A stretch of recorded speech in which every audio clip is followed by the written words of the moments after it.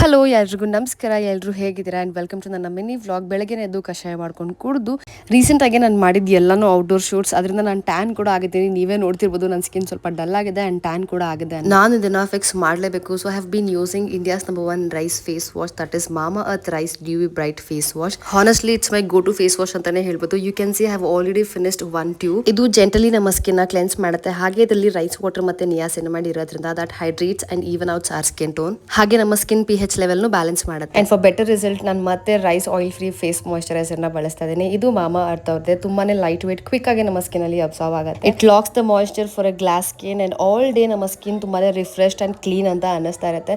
ನೀವೇ ನೋಡ್ತಿರ್ಬೋದು ಎಷ್ಟು ಚಂದ ಕಾಣ್ತಿದೆ ನನ್ನ ಸ್ಕಿನ್ ಅಂತ ಅನ್ಬಿಟ್ಟು. ನಿಮ್ಗೆ ಆದ್ರೂ ಈ ಪ್ರಾಡಕ್ಟ್ಸ್ ಬೇಕು ಅಂತಂದ್ರೆ ಟ್ಯಾಗ್ ಮಾಡಿರ್ತೀನಿ, ಚೆಕ್ ಮಾಡಿ. ಹಾಗೆ Mamaearth listen to their customers, ಅವರ ಪ್ರಾಡಕ್ಟ್ ನ ಇಂಪ್ರೂವ್ ಮಾಡ್ಕೊಳ್ಳೋದಕ್ಕೆ ಇಡೀ ದಿನ ಸೂಪರ್ ಆಗಿತ್ತು ಅಂತಾನೆ ಹೇಳ್ಬೋದು. ಅಂಡ್ ಏನೆಲ್ಲ ಮಾಡಿದೆ ಅಂದ್ಬಿಟ್ಟು ನೆಕ್ಸ್ಟ್ ವ್ಲಾಗ್ ಅಲ್ಲಿ ನಿಮಗೆ ಅಪ್ಡೇಟ್ ಮಾಡ್ತೀನಿ. ಸಿಗ್ತೀನಿ ಮುಂದಿನ ವ್ಲಾಗ್ ಅಲ್ಲಿ. ಓಕೆ, ಬಾಯ್.